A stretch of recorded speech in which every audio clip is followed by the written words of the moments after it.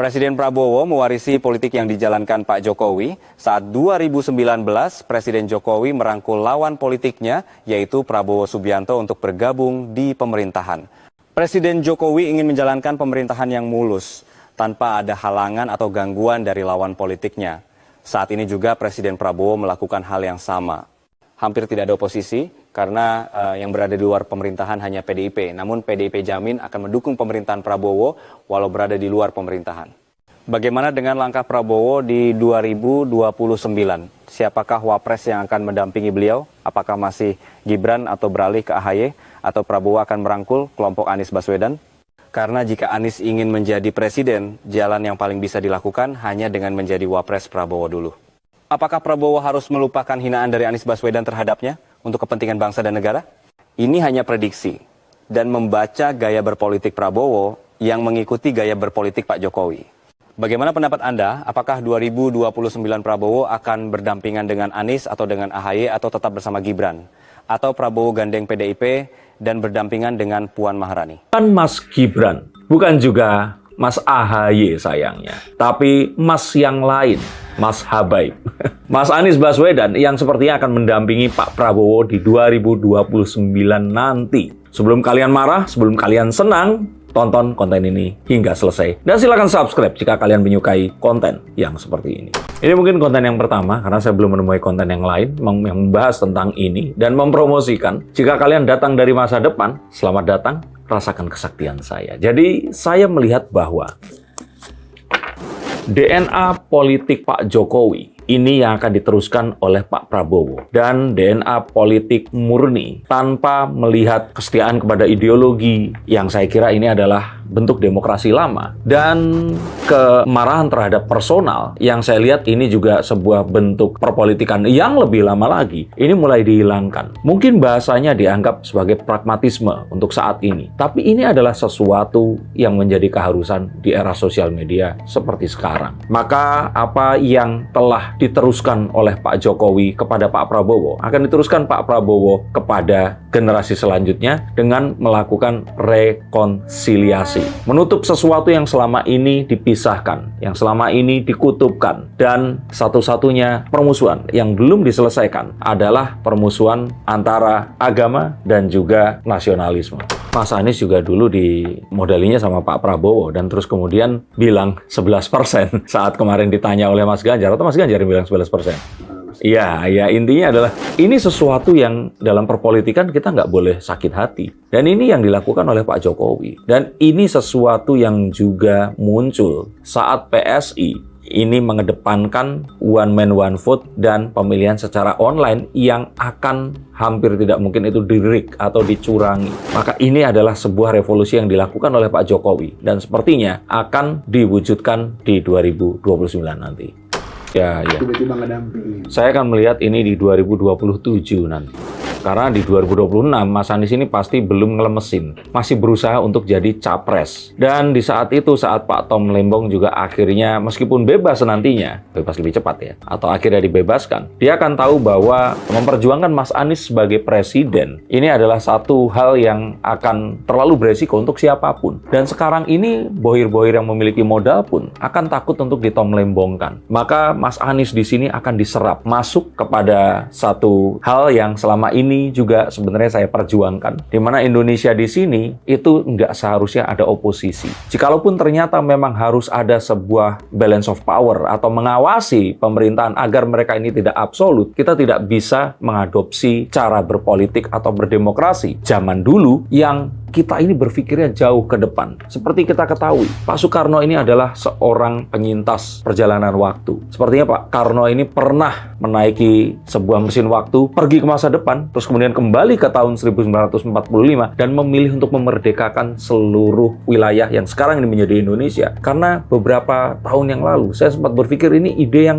mustahil dan akhirnya menyengsarakan kita. Bagaimana mungkin orang-orang dengan berbagai warna kulit, dialek bahasa, budaya, dan hal-hal yang tercipta berbeda sejak mereka ini lahir, berusaha untuk disatukan. Tapi akhirnya kita melihat bahwa perkembangan dunia ini menuju ke arah sana. Bagaimana blok-blok yang ada ini berusaha untuk dihancurkan. Tembok pemisah berusaha untuk diruntuhkan. Dunia disatukan dengan internet. sistem keuangannya disatukan dengan cryptocurrency dan blockchain, maka kita akan melihat 10 tahun dari sekarang. Hal-hal yang akan menjadi relevan adalah hal-hal yang merupakan sebuah persatuan, kebersamaan, sehingga permusuhannya atau perbedaannya bukan tentang ideologi politik lagi, tapi sebuah hal yang akan lebih rumit daripada itu. Daripada nggak pernah nyapres sama sekali, karena Mas Anies akan memiliki kesempatan di 2035 nantinya. 34 ya? 34. Karena ini hanya satu-satunya jalan. Kecuali memang akhirnya ada seseorang yang cukup gila mendanai Mas Anies, dan itu pun dengan kita mencoba melupakan bahwa Pak Prabowo ini Presiden Republik Indonesia. Pak Prabowo ini sangat kaya raya, pengaruhnya sangat kuat. Beliau adalah seorang TNI dan didukung juga oleh presiden yang sebelumnya. Kalau saya jadi manajer artisnya Mas Anies Baswedan, saya akan bilang, Mas, lemesin aja. Masuk dulu aja. Dirubah di jalan nanti. Untuk orang-orang yang menganggap bahwa dunia ini masih seperti 1968.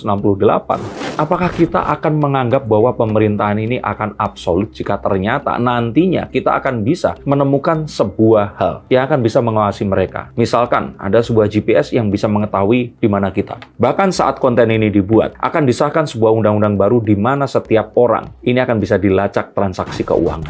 Maka bisa saja 5 tahun dari sekarang, korupsi itu benar-benar tidak ada. Karena sistem blockchain yang akan bisa terjadi dan bisa diaplikasikan di setiap manusia. Sistem kredit akan diberlakukan, sehingga orang nggak akan bisa melakukan kejahatan diam-diam. Maka di saat seperti itu, saya kira apapun yang kita pikirkan tentang kekuasaan yang absolut, ini akan bisa dikurangi dengan penerapan teknologi yang paripurna. Seharusnya ada orang yang lebih mengerti tentang terms yang akan disampaikan. Tapi saya juga nggak merasa ini adalah sesuatu yang akan sama ya. Katanya ini orang Syiah yang melakukan, tapi ada sebuah kata yang dalam bahasa Arabnya ini namanya adalah taqiyah, atau menjadi one of them. Mencoba bersatu dengan orang yang kita lawan agar kita bisa mengalahkan mereka. Nah, saya kira nggak ada pilihan lain di sini. Kecuali ya Mas Anies hanya akan menjadi salah satu dari bapak bangsa yang akhirnya akan berakhir seperti Tan Malaka misalnya. Jadi kalau saya kira bagaimana seseorang memperjuangkan sesuatu, mungkin itu harus berbeda dengan perjuangan mereka di masa lalu.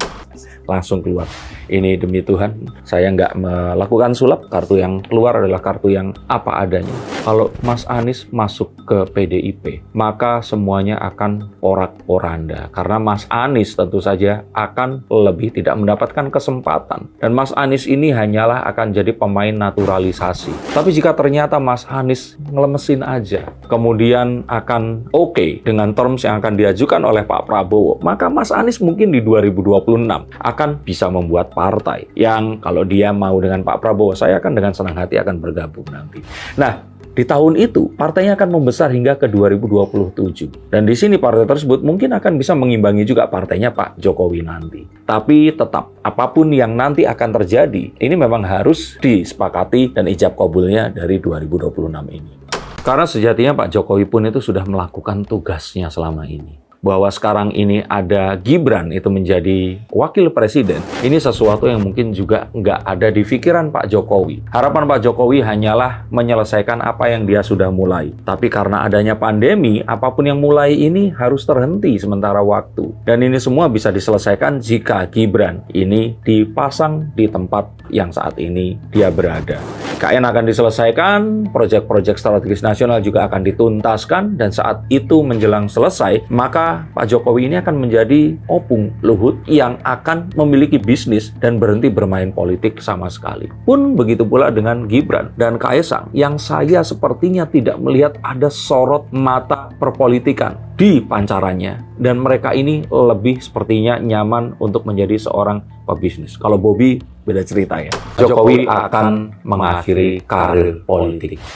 Kita akan bahas ini di konten lain, tapi jika Mas Anies menerima pinangan Pak Prabowo, maka beliau akan mengakhiri perpolitikannya secara langsung. Tapi seperti Opung Luhut, beliau akan bermain di belakang untuk mendukung Pak Prabowo dan Mas Anies Baswedan ini. Sehingga sebenarnya apapun yang terjadi, ini akan lebih mungkin. Karena Mas Anies sama Ahok aja akhirnya berjumpa.